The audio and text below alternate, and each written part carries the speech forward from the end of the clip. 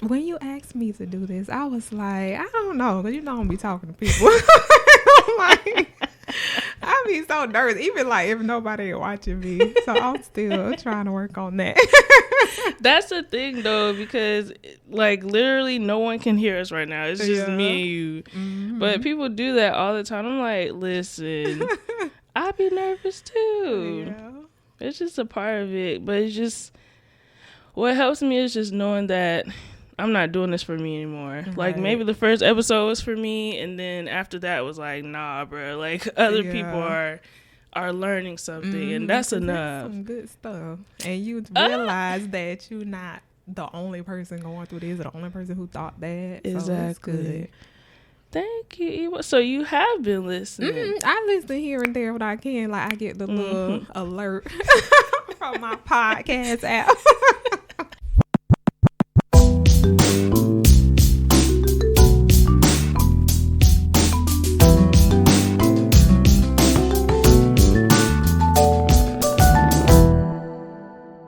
As you know, it is still Women's History Month, and I am so excited to have my cousin, Ebony, here. Ebony is not my cousin by blood, but man, you couldn't tell me that. As a kid, Ebony was like one of my cousins that I just like looked up to. I think everybody else made us look up to her too, because she was just everything. You were like the perfect example. You were a cheerleader. You went to school. You were super smart. You put yourself through college. And you were one of those girls that like our family would just be like, you see Ebony? You see what she doing? You need to be more like Ebony. And so I was like, okay, let's be more like Ebony. But I didn't really know what that meant. But just to see that you were that light for us, you were the older person that we used to see and just be like, I don't really know what she be doing, but she doing it, like whatever it is. And it was just so positive. I don't have anything negative to say.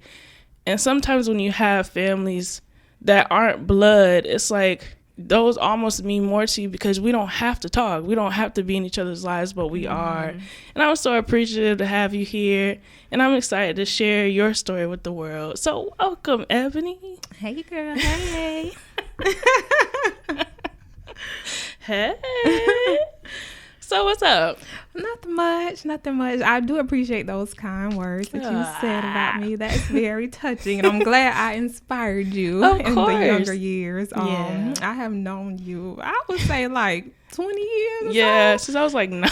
Yeah, so it's been a long journey. Young Kieara. Yeah. And that's a story in itself because that was crazy. Oh my God. Yes. And here we are.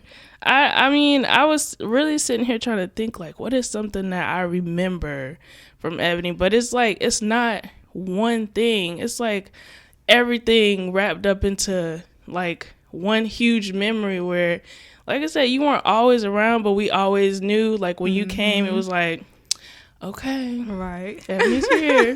Like, what's going on, you know? And I don't know. It was amazing. I was just so thankful to your entire family for like bringing us in and really making us a part of your family. Where I know your grandparents. You know what I'm saying? Like, this is crazy. So, what was that like for you? Kind of being that light for us or that inspiration? Well, at the time, for me, it wasn't as evident to me. I mean, people would tell me all the time, you know, like, Ebony, you're a good girl. You got your head on your shoulders. I'm like, okay. But for me, it wasn't so much about that.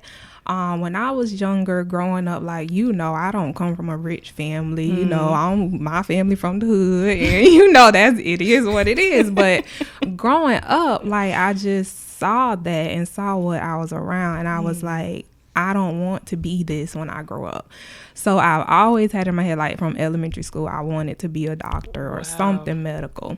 And that's what I worked towards, going to school, make sure I had good grades. And I just kept thinking, I want more for myself when I get older. I don't want to have to depend on people, my family, or, you know, help from others. So I made an appointment to do well. And, you know, that was my motivation to make it out, so to say. And you did, because I always say when people talk about like nurses and stuff like that. I'm like, I think my cousin's like a doctor nurse. I'm pretty sure that's not like the technical term. But tell me what you do. So I'm a nurse practitioner. But prior to that, of course, I was a registered nurse. So I like I said earlier, I wanted to be a doctor when I grew up, but something happened in high school where I had an experience where I was in, a nursing setting. Then I immediately changed my my focus to nursing. So I did that. Went to college. No one in my family really went to college, so that was all new to me. Out of high school, I was scared. I didn't know what to do. I just know that I wanted to go to school. So I applied to USF. I didn't get in. I was like, oh, well. I'm like, that was the only school I applied for. I didn't know you need to be applying for like 10, 50 schools. So I was like, okay, USF don't want me. What I'm going to do? So I applied to University of Florida, and they accepted me. And I was like, okay. And everybody's like, girl, you got in the UF? I'm like, okay. Yeah. Like, it's not a big deal. I ain't know nothing about the Gators. I just know I want to go to school. So I got accepted there. I did my nursing prereqs, but I didn't get accepted to the nursing program initially. Aww. So that was 2 years. So it's like you could wait a year and apply again, or you could change your major. Me being me, I don't sit around and wait for nothing. Period. So what did I do? I changed my major to health education. Oh. So I had a bachelor's degree in health education, and then I applied to an accelerated nursing program. So I didn't apply to one this time. I applied to 3. Didn't get in either one of them, but that was okay. But from that, I didn't stop. I kept going. So it was so crazy because we grew up in the church and stuff, and just looking back over my life, I know that God has guided my life every step of the way, and everything that I have was for me, because it was just like miracles every time. So so the week before the nursing program started at UCF, they called me and they're like, we have an opening, do you want it? I'm like, yeah. But then when I got off the phone, I'm like, oh, okay, I don't have nowhere to stay, I don't have no money. How I'm gonna get from Gainesville to Orlando, move all my stuff?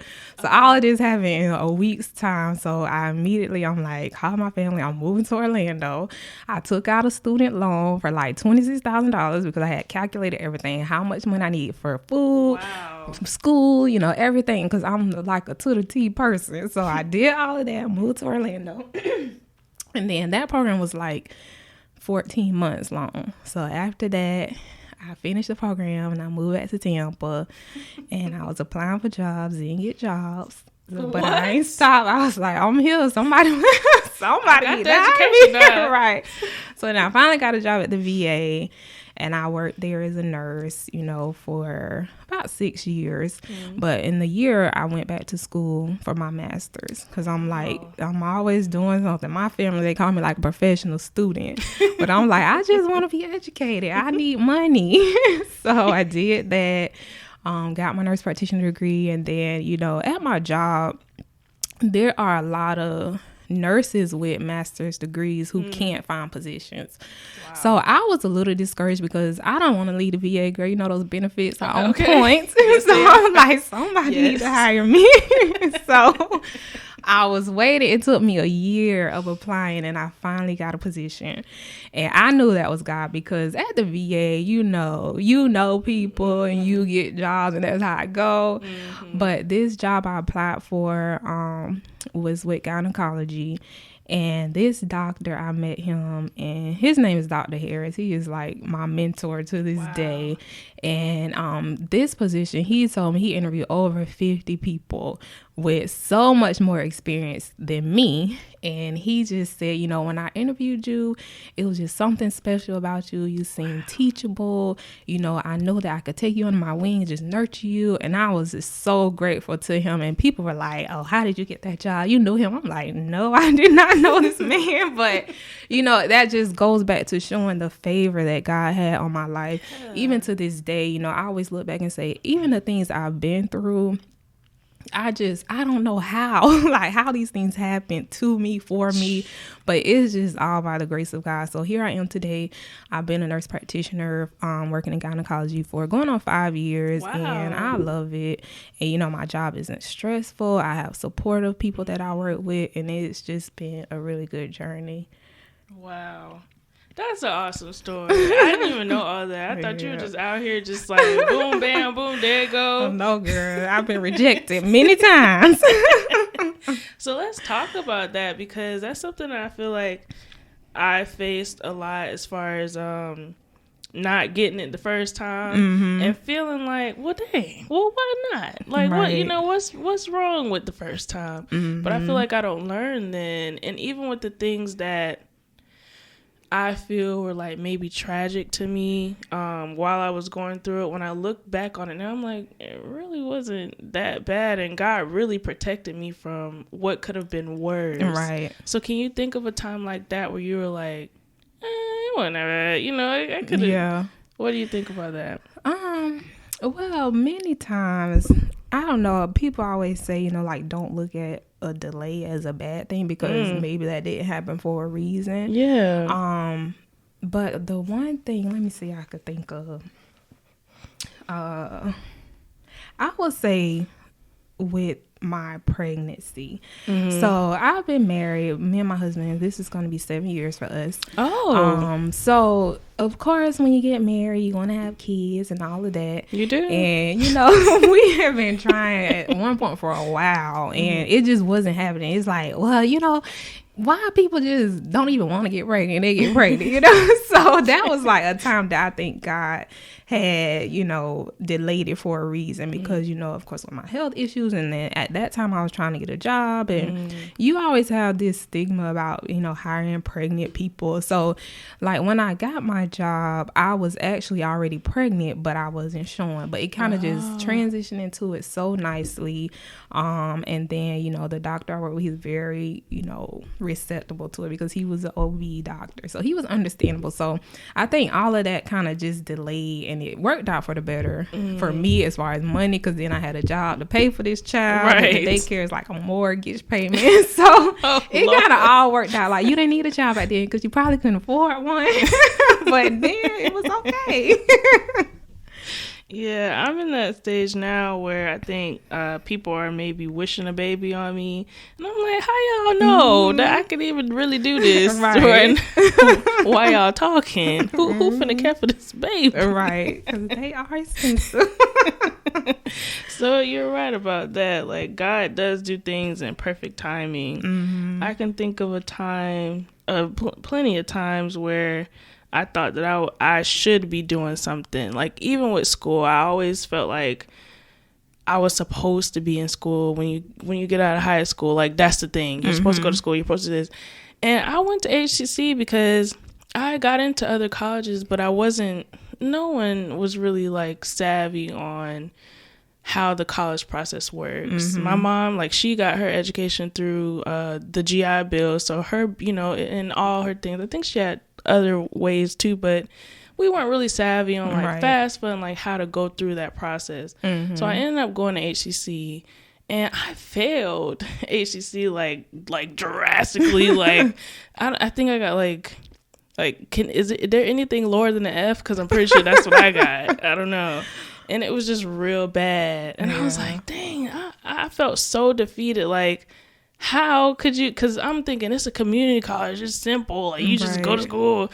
And no, like, it was really hard. So I felt like, dang, I'm never going to, like, I'm stupid. Like, I'm never going to be able to do this. Like, I can't be like Ebony or, you know, all these other people. Like, I'm work at McDonald's or something. No shade to the McDonald's work. And I'm just saying.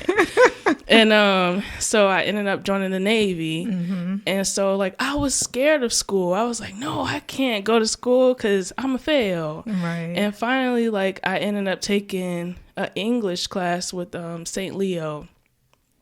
And I passed. So I was like, okay, I'm going to take another class. And I passed that. And the next thing you know, I was like rolling. I was taking 2 classes at a time, and it was going and going. And I ended up switching from St. Leo to Columbia College, and I got my bachelor's degree, or I got my AA degree first. And I have to say that because that to this day, my AA degree is my biggest accomplishment, because that was like the one thing where I was like, I can do it. Like, I gave me a degree. I was like, okay.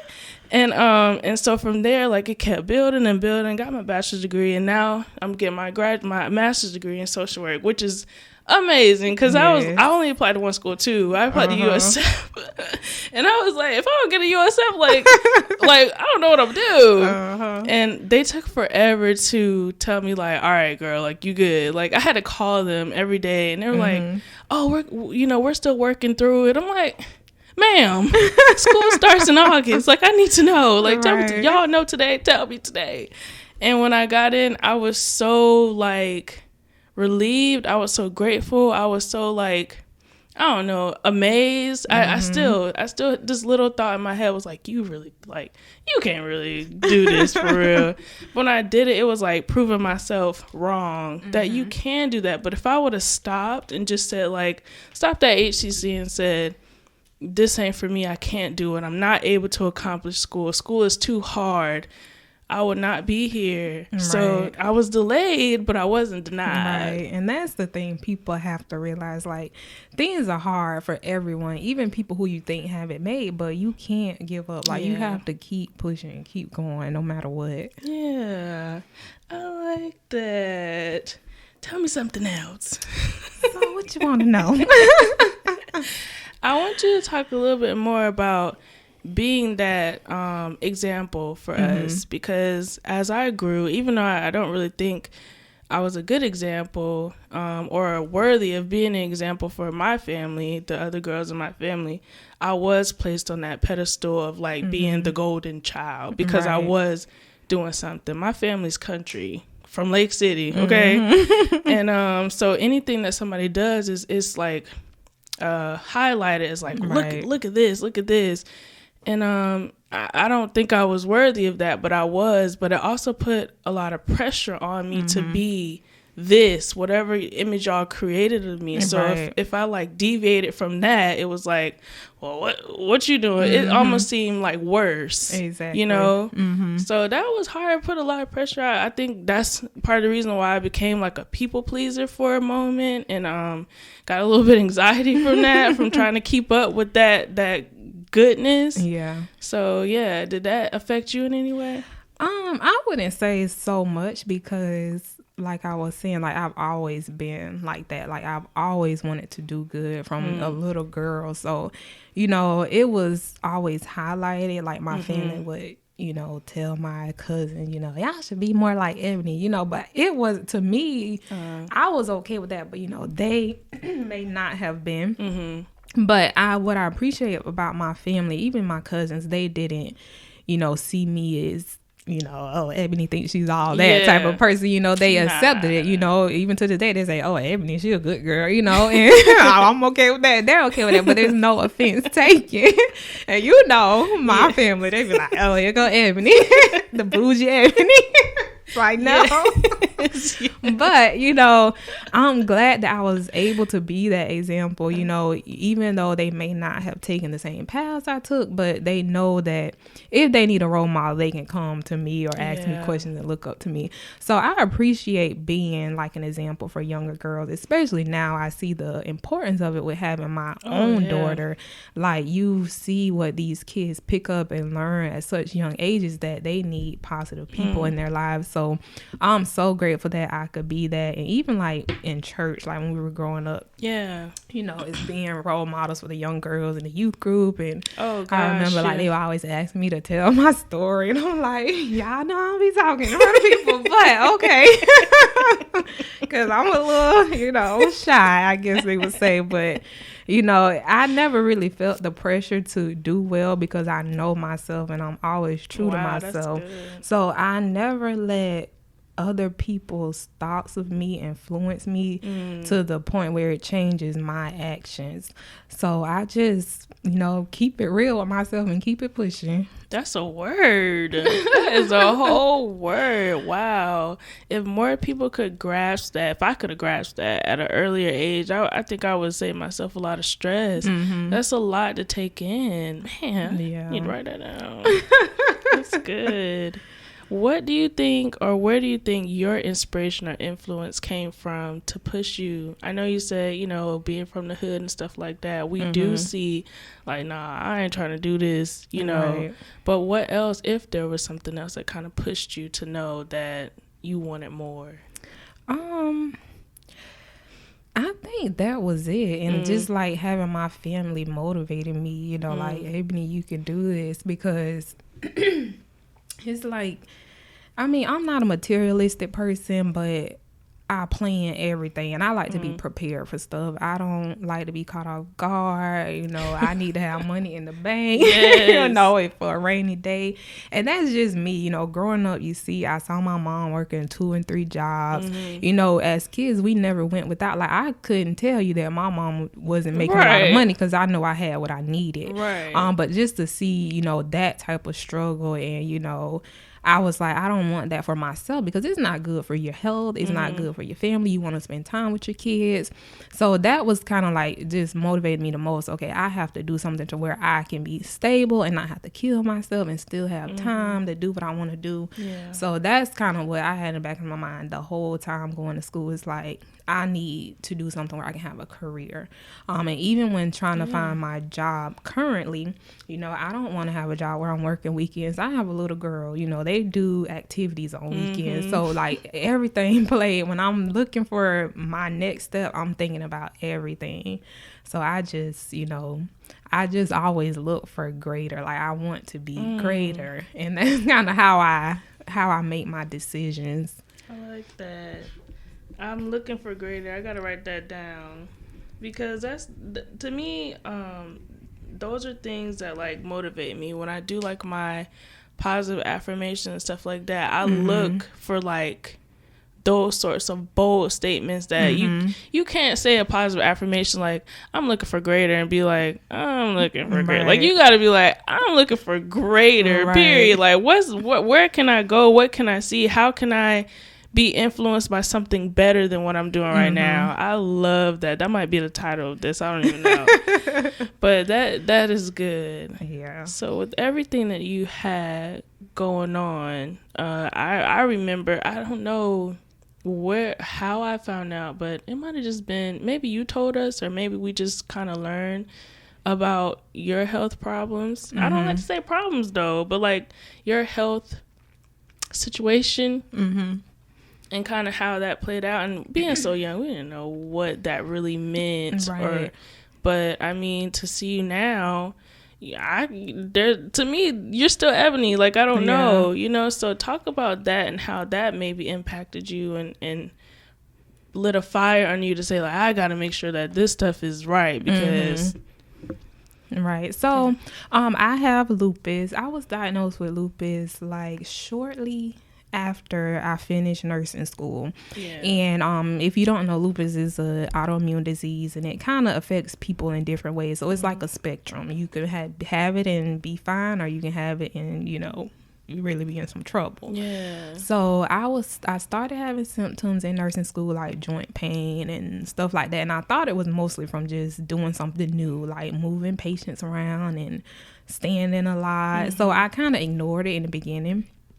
But, you know, when you're in nursing school, you diagnose yourself with everything. So I'm like, Lord, I'm about to die. So when I finished school, I finally went to see a rheumatologist, because I know, okay, hey, my joints hurting. Maybe I got something going on. So I went to the rheumatologist, and they did all the testing.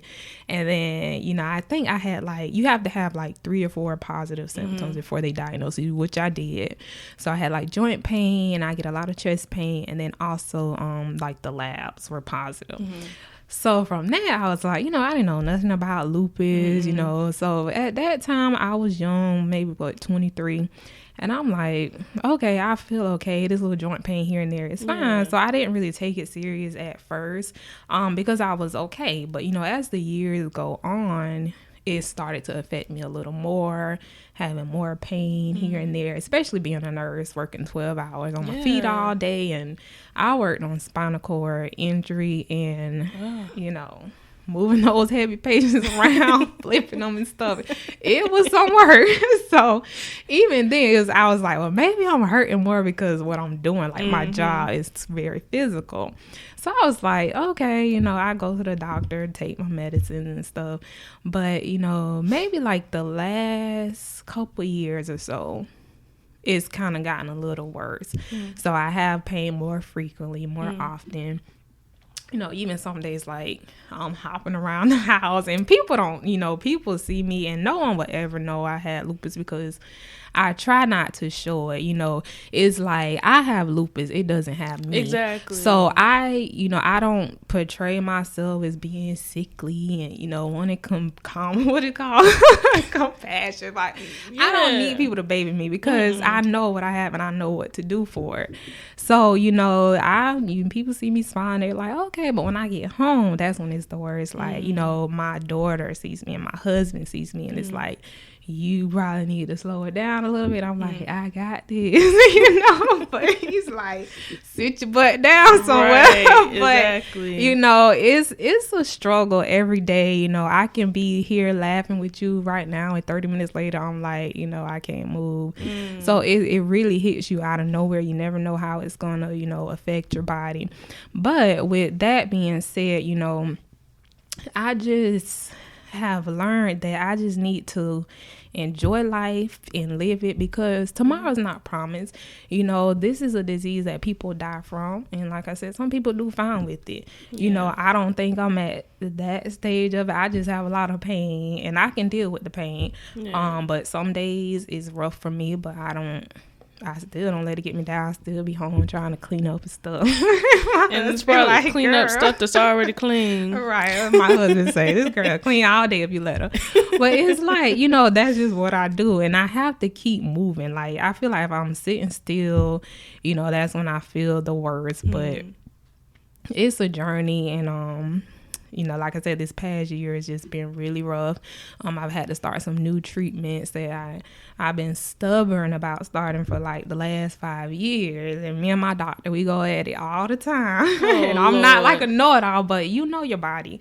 And you a nurse, so that doesn't help either. Right. We the most stubborn patients. Yes. But, medicine is good. But I'm not a medicine taking person if I don't have to. I'm going to try other alternative methods before I put all this stuff into my body that could make me worse potentially. So, every day I'm learning my symptoms and learning how to manage them and trying to do better, but trying to listen to the doctor a little bit more. Please. Please do. But you have to know your body too. Well, thank you for saying that. I was telling you off the mic that I had a lupus scare myself where they were going back and forth for a while trying to figure out what it was. I was getting all like blood tests and just stress of it, just not knowing what it is. And honestly, I really still don't know. But I know that with having like back issues and stuff like that, it kind of just, it's like a wait and see sort of thing. Like maybe come back, and we'll try it again. Or it's been a journey. But for people who do have lupus and that they know that they have it, what is something that you can tell them like as an encouraging factor? Because I've seen it on both sides where it's like someone like you, like you're able to just go and live your life. And then I've also seen it where they've like lost all hope. And it's like, lupus got them, you know what I'm saying? Right. So what would you tell them? Well, first I want to say that lupus, African American women are the most affected by lupus. So just to throw this out there, if you ever have any symptoms of like pain, like joint stuff that you haven't been doing anything, like that's something to get looked at before it gets too far. But the symptoms is like joint pain, you can have chest pain, tired really easily. So any of those symptoms, just always just get it worked up, even if you don't think you have it. Because no one in my family has lupus. So some people say it's genetic, but I don't really think so. But as far as what I would tell them, I think I do well. Even most of my family don't really know what I go through with lupus because I don't talk about it. Like in the past, I don't like to talk about it. But lately more, I've been being more vocal about it. But I would just tell you, like, you have to find something that is important to you. Like, find something that is worth living for, because lupus can cause a lot of depression and anxiety, and it can make you lose hope because you feel like you can't do anything. You feel like you don't know when you're going to be hurting. Like I said, you can be good today and then tomorrow you can't do anything. So some people find it hard to plan. People with lupus get tired really easily, and people don't understand that it's like a very complex disease, and people are like, you always tired, you don't ever want to go nowhere, it's like, well, we can't help it. So I would just say find something worth living for and focus on that, because that is what gives me the strength to keep going. Like, I have a 4-year-old, and I want to be here for her. I want to be at her activities. I want to be involved in her life as much as I can. So that kind of keeps me going. It helps me to, think back, like, Ebony, you need to stay healthy. You need to take care of yourself. So I think you just have to find something that is good for you, that makes you happy, and then that kind of takes away all the sadness of realizing what you're going through. I mean, I have my dark days too, but I don't stay there. It's like, okay, I can't tell you how many times in a week I go in the bathroom and cry for a few seconds just to let it out. But it's like, okay, wipe your tears and walk back out there and you got this, and that's just what I go through. But people don't see that. They see Ebony, she's smiling, she's happy all the time, but listen, I have those days, but you just got to keep going. Like, life is so precious and important, and you just have to keep pushing. I'm looking at you like, what? Ebony sad, Ebony crying. Like, I can't even imagine that. You're like a superhero. So it's kind of it's odd to hear you say that, but it's so true. And I love what you said, encouraging other women to just find that bright light, whatever it is, to just keep going. And I think that goes beyond lupus, that goes beyond, any sort of sickness or disease. It just goes with your day-to-day life to where you want to just be able to keep going. There's so much stuff in this world that brings us down. Even Women's History Month, you see women going through it every day and sort of neglected. Black women especially, we're like the least appreciated person in the whole world. I agree. And so to see your strength and to see how you can still be so strong, and then encourage other women to do the same, but in helping women every day, being a gynecologist, I can't even deal with Ebony right now. It's too much, but it's so amazing, and I'm feeling all the feels, y'all. I really am. Anyway, if you could leave these folks with one thing, like just one piece of you. Oh wait, we didn't even talk about your paparazzi. We gotta talk about paparazzi real quick, y'all. So Ebony has this paparazzi business. It's jewelry, and I'm such a basic person. Like, I wear studs, I wear like a little simple necklace or whatever. So for me to have this little choker thing on right now, like, I'm doing a lot, y'all. Like, I pulled out all the stops for Ebony. So talk a little bit about your business and how you got started with that. So paparazzi is a accessories business. So I'm an independent consultant. All of our jewelry is $5. It's lead and nickel free. So it's usually really good for people who have skin sensitivities, and people be like, girl, I can't wear that stuff because it be breaking me eyes. And it don't. Not with this. So it's really good and affordable. And paparazzi is a great company. They're Christian based, and they believe in changing the world through $5 jewelry. Wow. If you think about people, women in general, we like to wear things that look nice. You put on a necklace, you feel like, okay, girl, you know, and it's an inexpensive way to look good. And this jewelry is not cheap. It may be $5, but it's very good quality. And it, these women, they put this jewelry on and they just feel amazing. So that's kind of the mission of the company. So I started paparazzi almost 2 years ago. My sister-in-law was selling it, and I was like, oh, there's some cute stuff. So I bought a few pieces. I'm like, oh, I like this. She's like, you should sell it. I'm like, now I'm not a salesperson. I ain't gonna walk up to people and be like, hey girl, you want some jewelry? Like, that's just not me. I'm not a talker. And she's like, you can do it. So I did it, and I'm glad I did, because it has really helped me come out of my shell a little more. Yeah. Like, I never imagined I would be on Facebook doing live videos.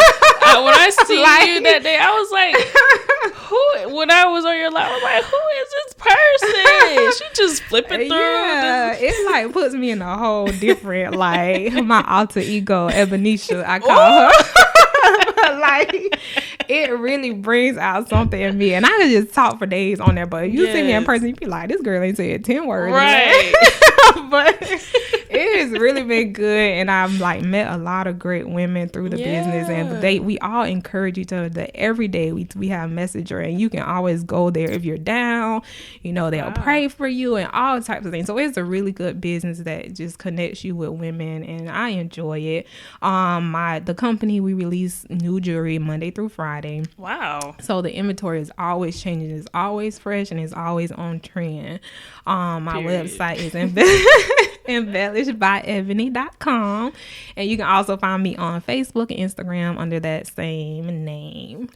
Yes. Okay. And I'm serious. When you were on that Facebook Live, I just happened to see it, and I was like, "Oh, let me see what everybody's talking about." And I go there, you're like, "Hey, you can find this and on this color." And I'm like, "What? Oh, yeah, she come alive in the nighttime." Really different for me, but I'm like, okay. Yeah, you're a true introvert. So even for you to be able to find something that you can get, hey, there's hope, y'all. Mm-hmm. We got some hope out here. That's amazing. So I'm rocking what is this? What is this called? That is like a little choker she has. It's a gold 3-piece choker, but it has one row of rhinestone bling, which gives it a little pop. Yes. So it's good to be, you can wear it like casual or dressy, I would say. And I've worn it with both, and it was real cute. And you know, people ask me like, "Oh, where you get this from?" And I'm like, "Oh, I forgot the name." So I was like, it's this thing my cousin, she said, you just gotta go on Instagram.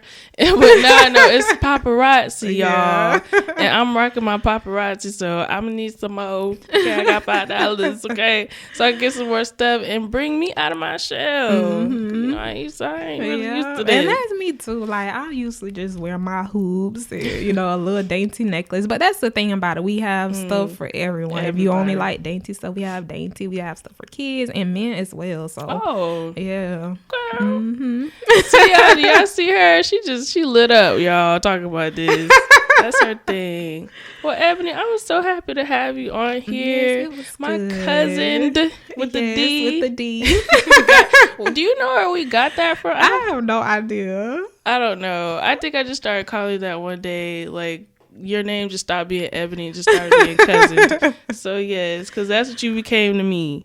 So thank you, Ebo, so much for being here. I really, really, really, really, really appreciate it. I think this is amazing. I'm so happy for you, so proud of you, so inspired by you, and I will continue to be watching you, girl. Thank you. All right, y'all. I'll catch you on the next one. Bye. Bye.